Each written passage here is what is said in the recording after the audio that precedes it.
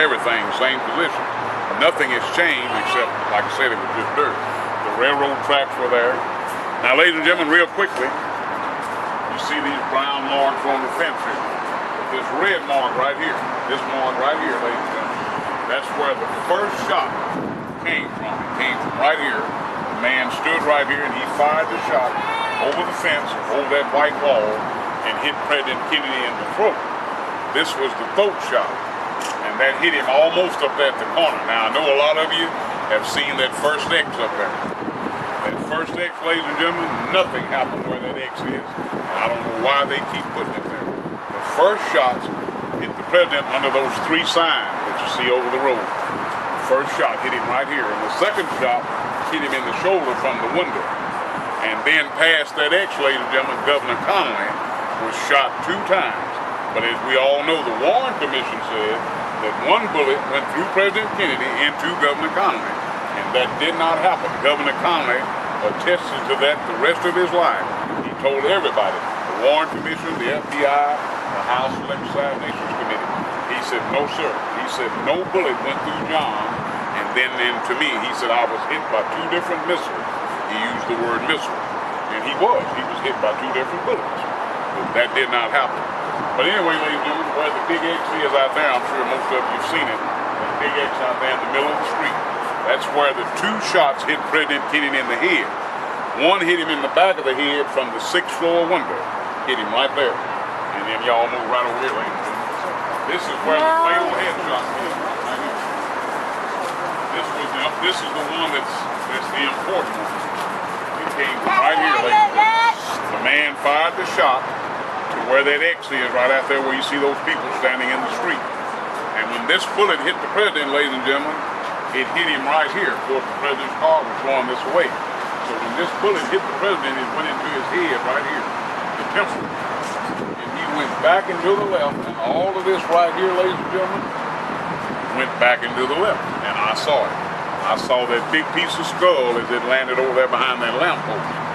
Everybody saw that. Ladies and gentlemen, Miss Kennedy climbed out on the front of the car and retrieved the big piece of brain. She caught that piece of brain in midair. Everybody saw her do that. That's what she was doing. And when they got him to Parkland Hospital, which you can see Parkland from here, she gave that piece of brain to Dr. Jenkins. Now, ladies and gentlemen, the last thing I tell is this, and I show this to everybody that comes here. Ladies and gentlemen, this man in the picture with me, that's me and Officer B.W. Hargis. And Officer Hargis was a member of the Dallas Police Department for 45 years. On the day of the assassination, ladies and gentlemen, Officer Hargis was riding the motorcycle just to the left of the car on Miss Kennedy's side. When this man fired the shot and hit the president in the head, ladies and gentlemen, like I said, it blew out the back. And the blood and the brain debris, the little bits of brain and blood, went back and hit Officer Hargis right in his face. It just drenched him. And he talks about that today. Officer Hargis is still living. He comes down here and does tours all the time. But ladies and gentlemen, just before the 2 headshots hit President Kennedy, standing right over there in front of the bridge, ladies and gentlemen, was Mr. James Tigg. He was standing down on the street there in front of the bridge. Mr. Tigg is 83 years old. Officer Hargis is 80. Mr. Tigg is still living. And Mr. Tigg was shot in the face. If you go to your magazine there on page 31, I think it is. I think it's 30 or 31. And you can see Mr. Tigg standing there. And he was shot in the face just before the 2 headshots hit President Kennedy. Well, ladies and gentlemen, the shot that hit Mr. Tigg came from the Dow Tex building, that other red building across the street. It didn't come from the Cook Depository. And then, ladies and gentlemen, you had 2 gunmen here, and then, of course, the one in the window. So you had 4 gunmen. The other thing that I show, ladies and gentlemen, is this. When President Kennedy was killed, this lady right here, ladies and gentlemen, that's Mary Ann Mormon. And Miss Mormon is still living. And like Mr. Tigg, she's 83 years old. Miss Mormon is standing right over there across the street. And she took the famous Grassy Knoll picture, the black and white picture. And in her picture, you see the head of the 2 gunmen, one right here, one right there. She took that picture right when the president, the bullet hit him in the head. And Miss Mormon talks about that today. Now, ladies and gentlemen, the two men that fired the shots from here, the Grassy Knoll. That's them right there. That's the two men. Right there. And this picture was taken, this photograph right here, ladies and gentlemen, was taken about 3 weeks before President Kennedy was killed. It was taken here in Dallas, Texas. This man, ladies and gentlemen, his name was Charles Harrelson. And if you go to page 37 there in your book, those of you who have books, you'll see his picture. He was one of the men known as the Three Tramps, or the Three Hobos. And he was arrested. As you can see right there, that's when they arrested him. He was arrested right over there on the railroad tracks. They took him off the train. And his name was Charles Hitman Harrelson, Charles Ward Harrelson. Now, a lot of you may not know who Charles Harrelson was, some of you may, but every one of you know his son, because that is definitely Woody Harrelson's father. Everybody knows that. That's been known for years and years. And Woody Harrelson, the actor, he talks about the fact that his father was one of the 4 gunmen who shot and killed President Kennedy, and he did. And he admitted it in 1966. Now, ladies and gentlemen, this man right here, the man in the blue sweater there, his name is James Files, F-I-L-E-S. And Mr. Files is still living.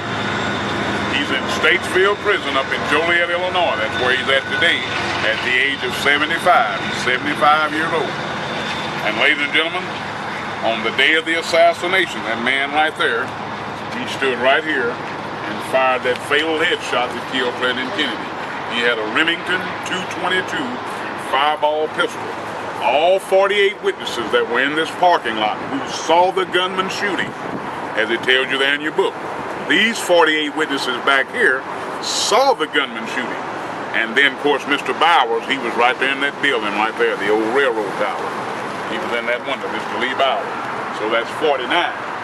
49 witnesses who physically actually saw the men shooting.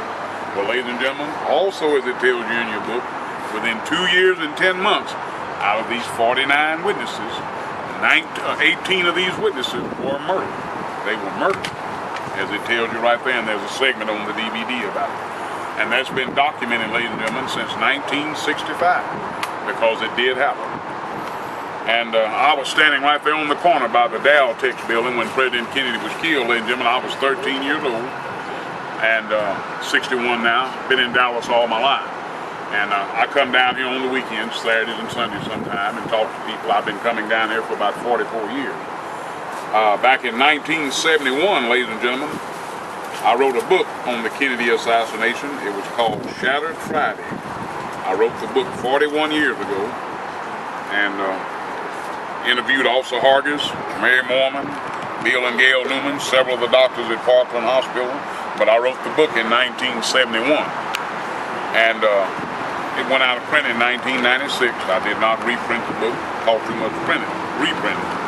And I had to pay for the rights to all the witnesses, ladies and gentlemen. So that's why I bring all this original documentation down and show it to people. And I have much more over there. But ladies and gentlemen, the Covert Actions Branch of the CIA and the Mafia, that's who killed John Kennedy. Now I want to ask y'all a question before you go. Can any of you here tell me what Lee Harvey Oswald was arrested for that day?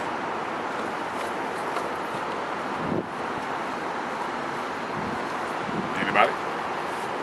And see, that's the problem. People come here and they go up to the 6th floor museum and they listen to that most monogamous lie, that Lee Harvey Oswald killed John Kennedy. Lee Harvey Oswald did not kill John Kennedy. He had nothing to do with the shooting. He was nowhere near the 6th floor window. He was nowhere near the 6th floor. That's the biggest lie ever told. Lee Harvey Oswald was arrested that day, ladies and gentlemen, for killing a Dallas police officer named J.D. Tippit, that's right. And he killed him 5 miles from here, over in Oak Cliff. That he did do, even though, as Marshall and several other people, they don't believe he shot Tippit. Many of the great researchers say that he didn't shoot Tippit either. The only reason that I say he did, ladies and gentlemen, J.D. Tippit, the policeman, was supposed to kill Lee Harvey Oswald. And the man who killed Lee Harvey Oswald, Jack Ruby, that's who set that up. Jack Ruby also illustrated in getting Oswald the job in the building. You must remember, Oswald was an employee there, but Ruby got him the job. He had worked there a month and 1 week when this happened. That's how long Oswald had worked there. And ladies and gentlemen, it's been known for years, even though the Warren Commission said it wasn't, but the House Select Assassinations Committee, the Assassination Review Board, the Church Committee, and the Rockefeller Commission. Ladies and gentlemen, you see a lot of writing here on the fence, a lot of graffiti, but one statement on this fence is very true. This right here. In 1978, the House Select Committee of Assassinations, Congress, said the last shot was fired from here and that it was a conspiracy. As you heard Marshall say a while ago, and that's very true. So, and I testified to that committee in 1977. So, ladies and gentlemen, that's why I come here. And I've been coming down here, like I said, 44 years. And I saw the whole thing. And me and my grandmother and my 2 aunts and a host of other people. Everybody came here. I get a lot of people come in and they say, well, why were y'all here? A lot of people use that as their question. We came down to see the president, naturally. That's why everybody was here that day. And it was a sad, sad thing. Let me tell you this, ladies and gentlemen, real quick, then I'm going to be through. People always ask me this, how did you feel? What happened? Ladies and gentlemen, when President Kennedy was killed here in Dallas, it was sad and tragic, but it was no surprise whatsoever. I was 13 years old, and when he was killed, it didn't surprise me at all, because John Kennedy was morbidly hated in Dallas, Texas.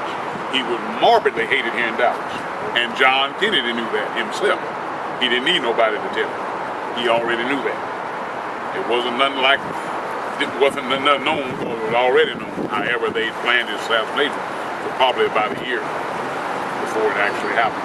But Dallas was Operation Go. They were going to kill him in Dallas, and they did. So that's the whole scenario of it, ladies and gentlemen. That's all I tell, what I saw and heard. Many witnesses, as you heard Marshall say, every witness that was here, there are 56 witnesses still living that were here that day, like myself, and all of them will tell you that the last shot came from here, and it did. We all saw and heard. So, ladies and gentlemen, I accept small gratuities. People give me little tips. If you have one of the books, I will autograph my picture. Thank you, ma'am. My picture is there in the book, and so I charge $5 for the autograph.